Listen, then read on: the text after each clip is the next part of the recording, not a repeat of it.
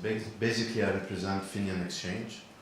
Fineon Exchange is a European company based out of Luxembourg with an operational office in London.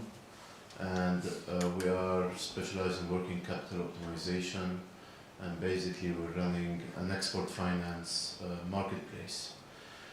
So today it's all about corporates and exporters, and what corporates and exporters are looking into is eventually less the technology but more achieving your objectives, achieving your sales, selling more, accessing new markets, gaining more market share. And it's all about looking into risk mitigation, ensuring optimized financing solutions. And today with this alternative finance and new entrants in the market as non-banks, financial institutions, there are more options to access optimized financing. It's all about growing your sales and not losing any opportunity of selling more. There's lots of European companies exporting towards emerging and developing markets who are facing opportunities of being able to sell more, but they're not willing to take this extra exposure and increase credit lines on specific obligors, on specific overseas buyers. And this is really annoying because it's a way for them to increase sales. And at the end of the day, there's lots of treasury, let's say, requirements, and lots of those European companies are looking into how to ensure financing through off-balance sheet treatment, off-balance sheet transactions. How can we transfer risk? How can we reduce risk? From the other side, TradeFinex, as a tool was showing you, is a nice asset class. It's a low default rate. It's short term. By short term, it obviously means lower default rates. It's self-liquidating, so at the 90 days, 120 days, what have you, it automatically liquidates. It's in a way linked to a floating rate, so you're not binded by a 2 years bond or long-term debt. And it ensures kind of an asset class that is attractive for investors who want to invest into short-term assets. And with this digital transformation, this digital conversion, like TradeFinex are showing us, this old-fashioned, let's say old-school trade finance financial instrument becomes tokenized, and this has huge value because it permits us to avoid a risk into fraud, into double financing. So it's a negotiable financial instrument that can be transferred, and as Atul was giving the example that once it's within another hand, we know where it is through the blockchain and the ledger. Okay, we can track it. It cannot be hampered. It cannot be changed. So there's a real convergence on the global market in terms of how trade finance as an asset class is shaping up.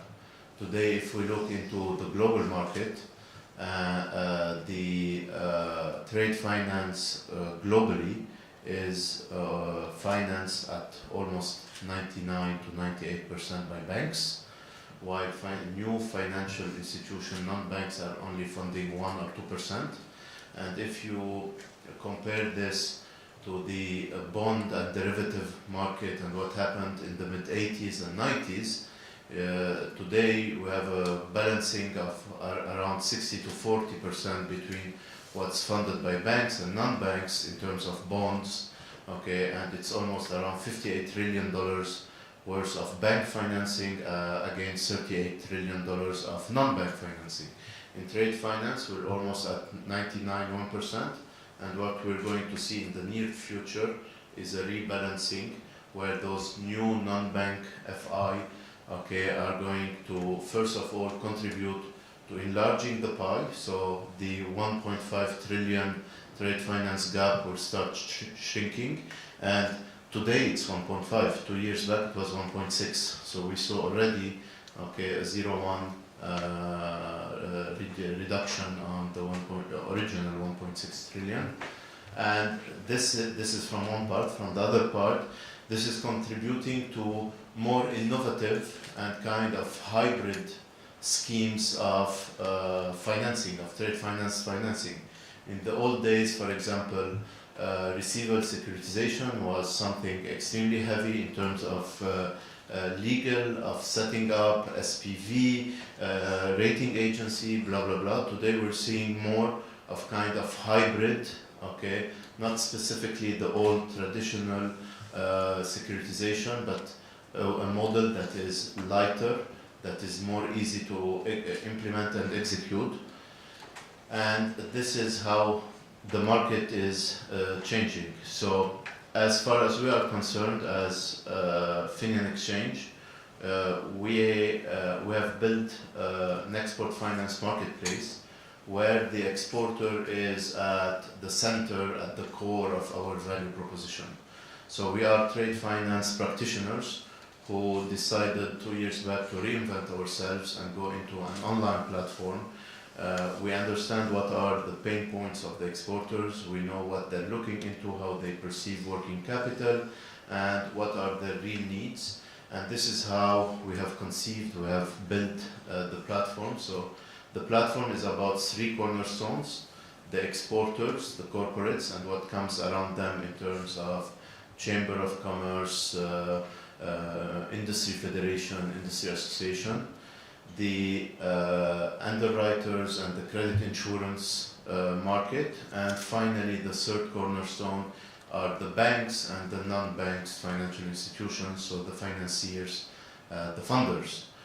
And at the end of the day, as well, there's lots of synergies between Fineon Exchange and TradeFinex. As Atul was showing you, there's around 50% of the trade finance transactions that are rejected globally are rejected because of lack of transparency, of data, of information, of visibility into the underlying risk. Part of our mission statement is data enrichment. So we help the corporates to onboard first, so KYC, AML.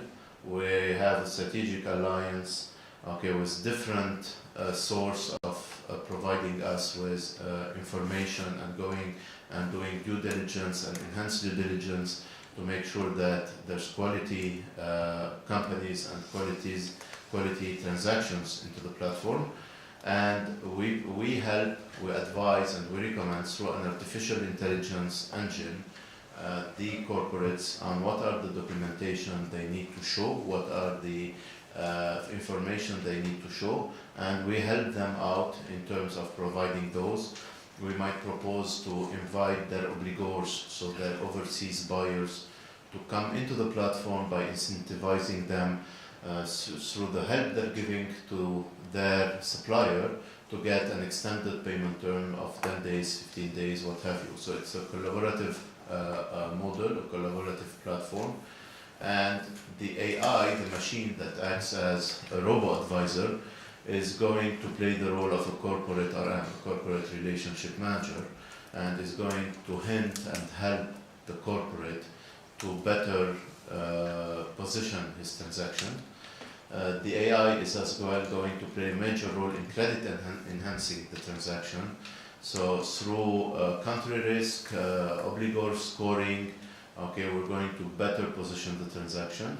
And then the robo is going as well to propose, depending on those country risk, the obligor, the transaction evaluation, to wrap it up with political risk insurance, non-payment, insolvency. So basically to credit enhance it through accessing the underwriting and the credit insurance world. And finally, okay, we would have structured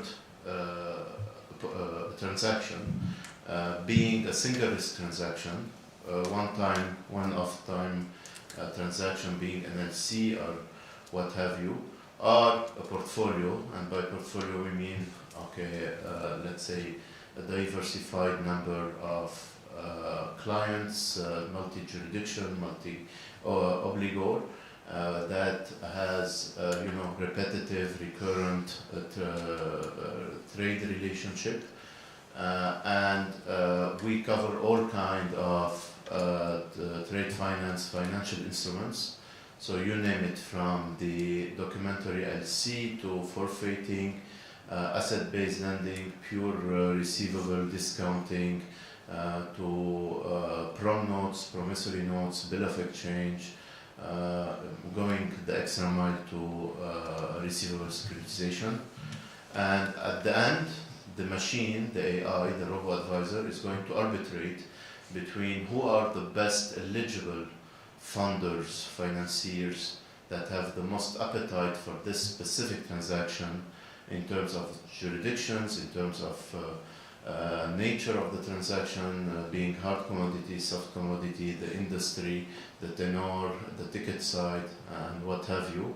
So in fact, we're not going to show this specific transaction to 100 funders, while there's only 5 or 10 who are interested specifically into this transaction. And this is the role of the AI, and the machine learning is going to learn over time and refine the arbitration model. So in a nutshell, I'm not going to be long, we're an origination platform.